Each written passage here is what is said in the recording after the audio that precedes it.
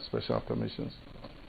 Your Excellency, the journey's team was at the National Assembly of Zambia yesterday when you addressed the House. We interacted with some members of Parliament and you received rave reviews from them. President Hichilema yesterday also at the state banquet mentioned it. I want to find out what significance is to have Zambia have you to address their National Assembly, and how does it tie into the Pan-Africanism agenda initiated by President Nkrumah, which you are reviving now? Yeah, thank you very much. If you know the history of diplomacy and official and state visits, one of the highest honors that can be given to a president is to address the country's parliament. Yeah. And so when I got the program, and it indicated on the program that I'll give an address to the National Assembly, I considered it a very significant honor that the Zambian people have done to me.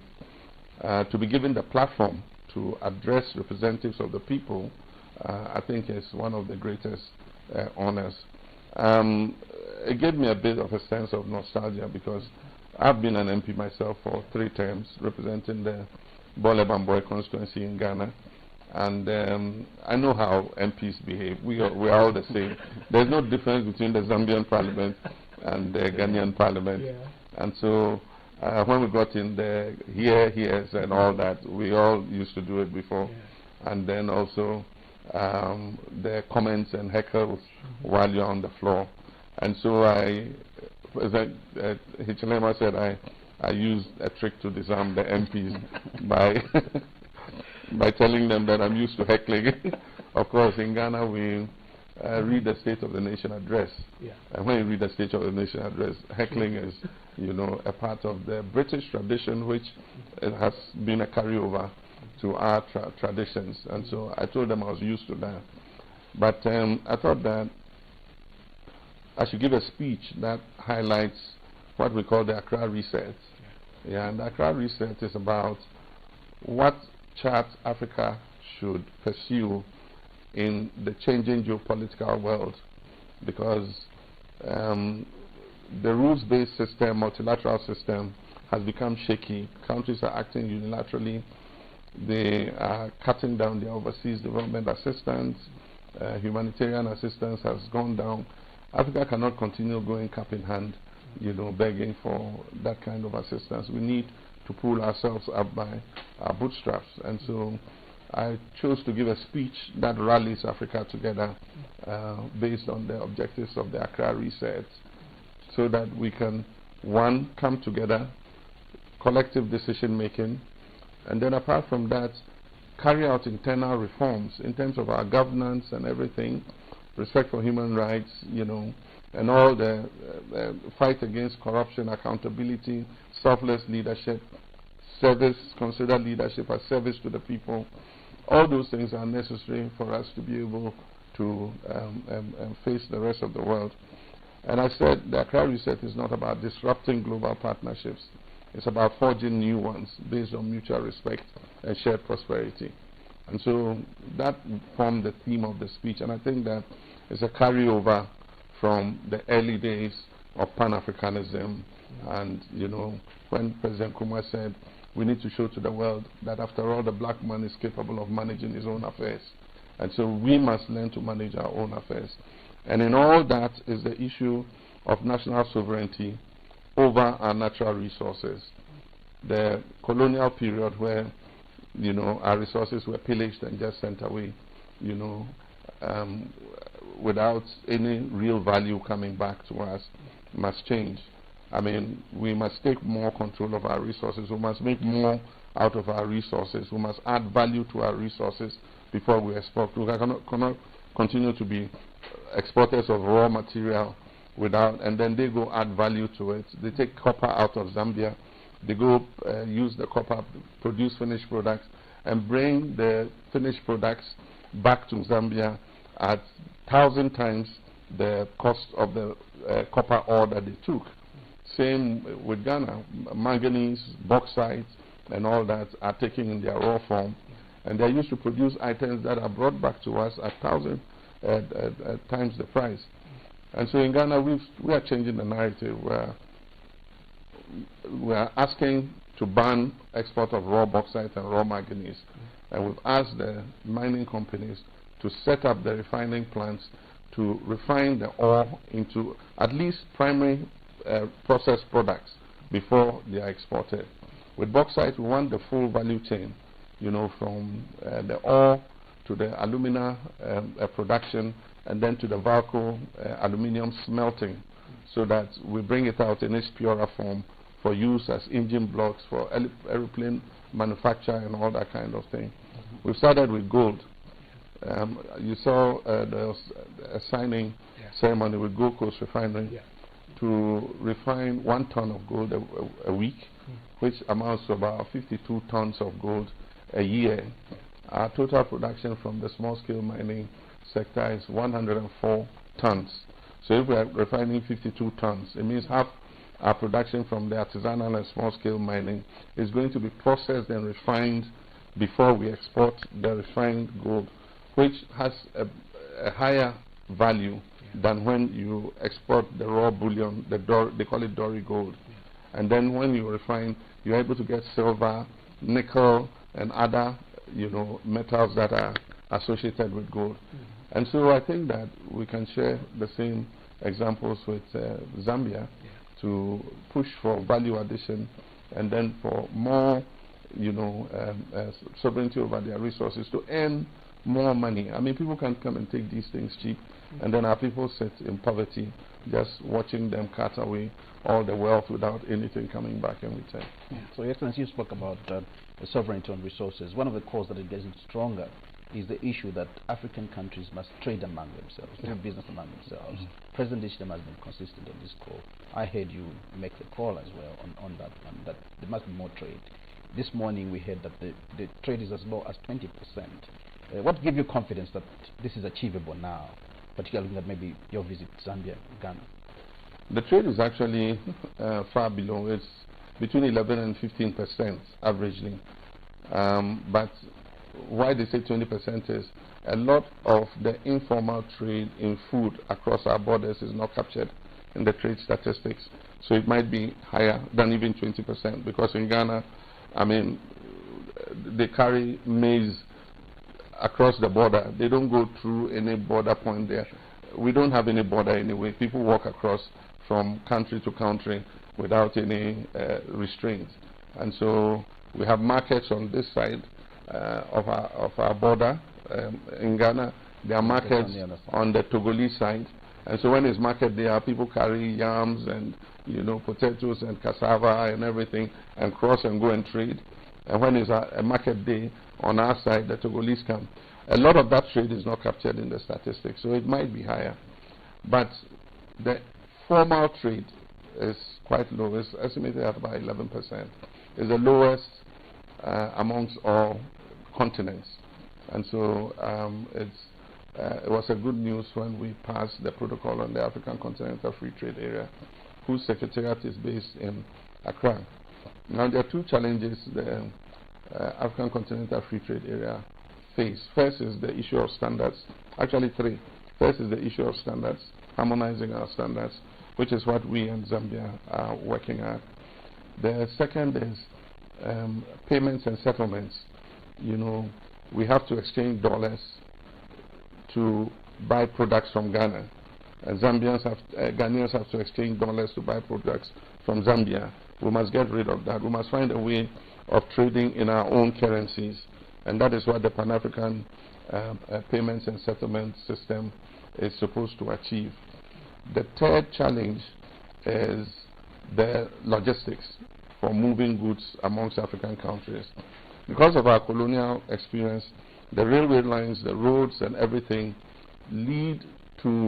are designed in a way to export, you know, to Europe and other places, and not to ourselves. You find that between two countries, even the road network is poor. If I wanted to export goods to Senegal or Morocco, the road between Ghana and Senegal hardly exists. I mean, in some places a dead track, you know. And so we were not meant to trade amongst ourselves. We were meant to trade with our European colonizers.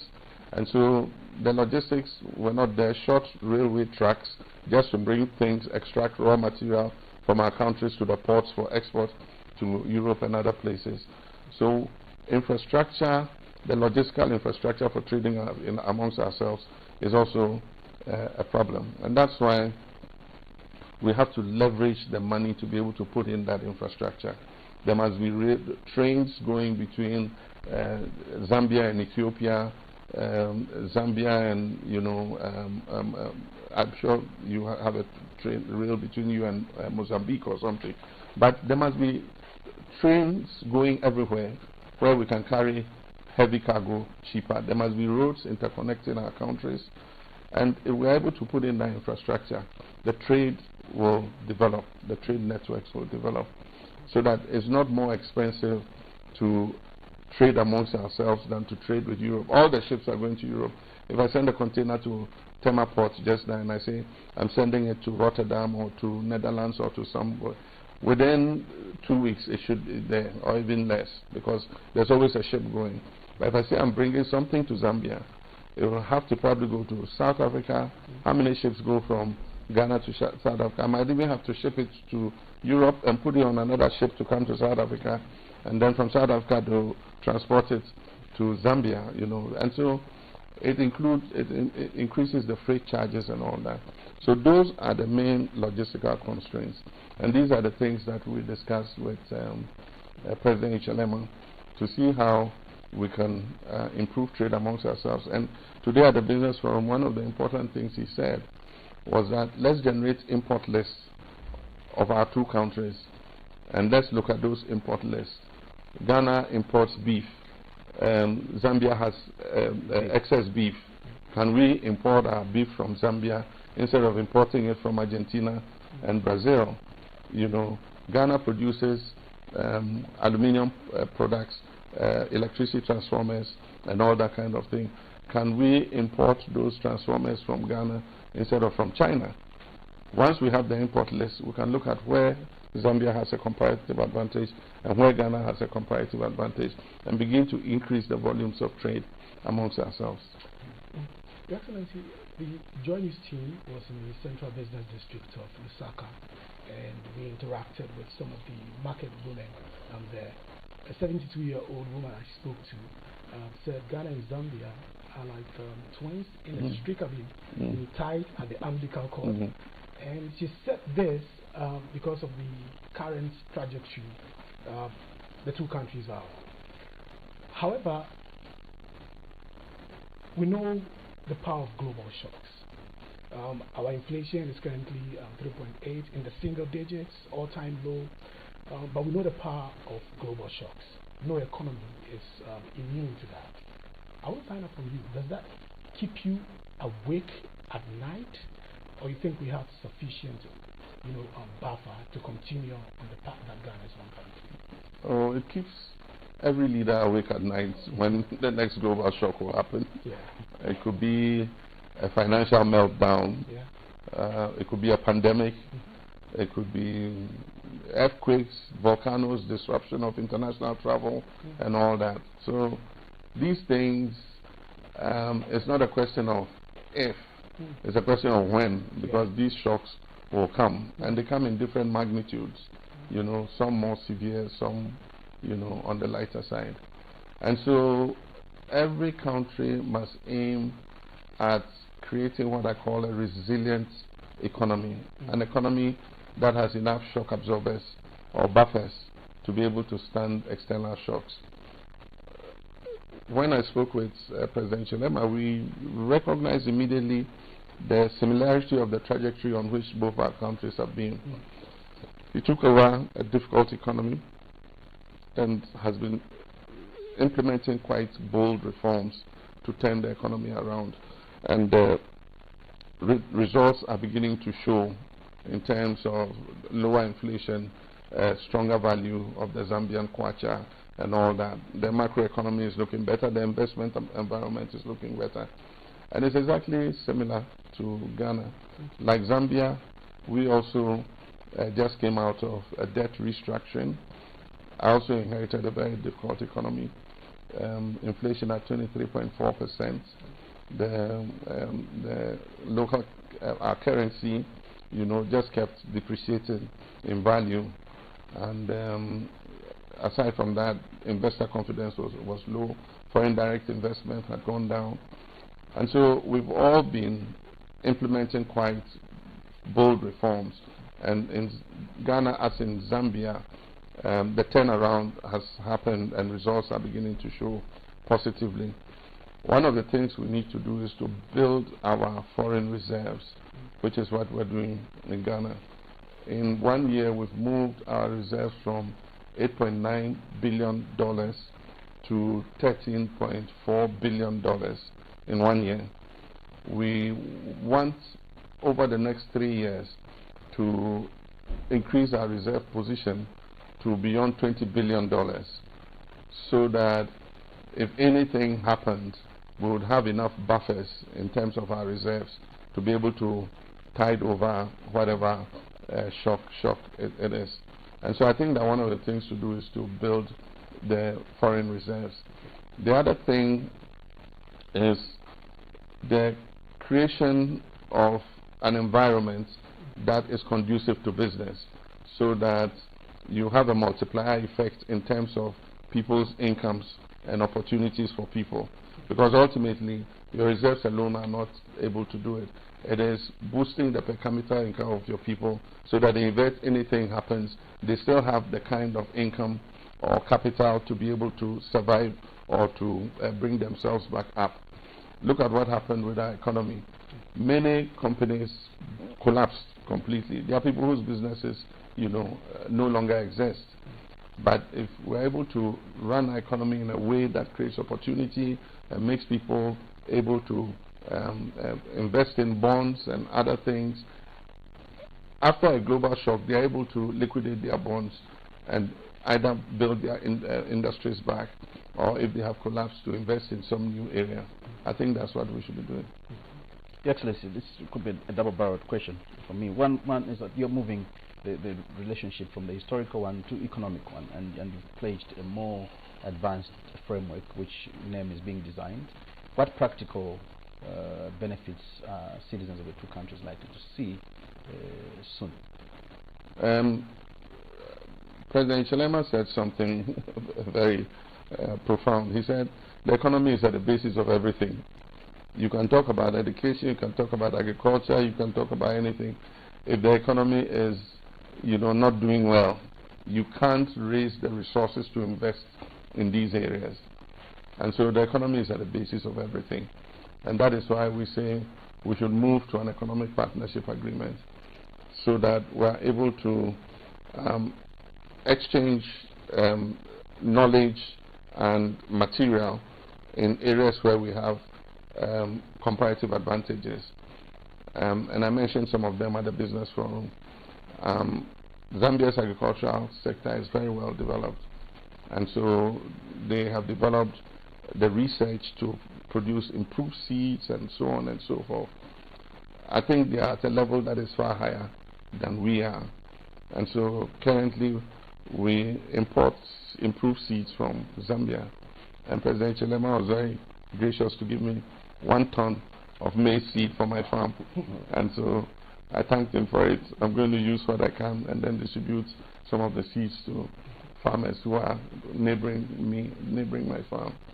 And so I believe that it will be beneficial, economic partnership agreement. 1, it will boost trade between our two countries, and 2, it will allow us in real time, because of the similarity of our countries in mining and all that, to be able to compare notes for our own mutual benefit.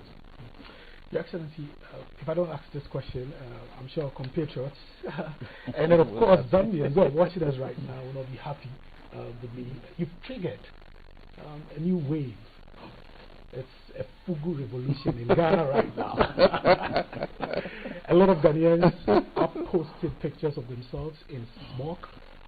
Today at the Independence Square, renowned photographer Yao Pare is organizing a free photo shoot for all the people who in smoke who come to the Independence Square. One of my colleagues at Joy News Hits FM, he launched a Wear Fugu Friday just yesterday and is receiving a lot of reviews. I I want to find out from you. You have always been a supporter of Made in Ghana. In fact, it was actually part of your campaign message, and you've made a conscious effort to always wear locally made clothes. What do you make of the new smoke wave that you've inspired? Okay, it's called the smock in English, but in our language, some people call it fugu, some call it batakari. Yeah. Now, this is a traditional dress that is made by a local industry. It's part of our culture. And so, in the past, it was worn by kings, royalty, and also warriors. When our warriors were going to war, they wore smocks. And the belief was that the smocks were soaked in some herbs, and then some spiritual thing was done. So when you fire a bullet, it can't penetrate, you know. And so the smock portrays a lot of things in our culture. And significantly, on the day Ghana, the first sub-Saharan African country to gain independence, on the day our independence was declared, our president, Kwame Nkrumah, was wearing a smock. He and all the freedom fighters were wearing smocks. So smocks have become an integral part of our cultural identity. And I want the smock to the United Nations, the highest platform in this world. I'm surprised that Zambians didn't see me in a smock last September. You came closer. Yeah, when I gave the speech that everybody's talking about, I was wearing a smock. I'm surprised that they didn't notice it till I visited Zambia. But the smock weavers in Ghana will be very happy because I, by power of social media, have giving them branding and marketing that they couldn't ever have dreamed of ever getting, and I'm sure that by the time I leave here, the number of searches for fugu, batakari, and smoke, is going to be quite high. And it was just because of an innocuous statement. People were commenting about my arrival, and one person said, "Oh, but what blouse is he wearing?" That's it. And it triggered a whole social media firestorm. But incidentally, you know what? When I arrived, we exchanged gifts, myself and President Chilema. He gave me a beautiful carving, Zambian carving, and I appreciate it very much. I'm going to put it in my office and label it as a gift from President Chilema. And then I gave him a fugu. So what I wore, I gave him one of that. And so he said he's going to order some more and then distribute it to his Zambian countrymen. But one of the things that I have brought into my presidency is to promote the local garments industry. And so all my clothes are made in Ghana. They are sewn by Ghanaian designers. Yeah, so all these safari suits and things I wear are sewn by local designers. And that's what I wear every day, to work, to official functions. And the thing is, I told President Chilema, I can understand that you wear suits because your part of the continent is colder. Our part is warmer than yours. And so we need to adapt to clothes that make us comfortable in the warmer weather. You probably have to wear a jacket, and so you have to wear a suit or something to be able to keep yourself warm. But we have to wear clothes that will make us feel cooler. And so it's more appropriate for me to dress like this than to wear a suit and a tie in the hot sun. And so that's it. But I thank Zambians for marketing our fugu for us. And it might become an export item in our bilateral trade. We'll export some fugus here and create a new fashion trend. Your Excellency, on that lighter note, I wish to thank you. I know something. The fugu is appropriate because you see that sleeves are very big. And then from under to, when the weather is hot, you are able to get ventilation, from it. Yeah. Your Excellency, thank you so much for your time. I hope you enjoyed your stay in Zambia. Very much. I wish you a safe travel. I'll be back. But this time on vacation, I'm not going to come to work. To visit the Victoria Falls. Victoria Falls, yes. You've been watching a special interview with the President of Ghana, His Excellency John Mahama. And I'm your host, Revisor, on behalf of my co-host, Maxwell Ababa from John. Thank you for watching. Thank you. We had the final interview. Let me take the chance. You have to wait. Okay. Okay. Okay. I have to wait to be unshackled. my bottle. And this one, so I can take a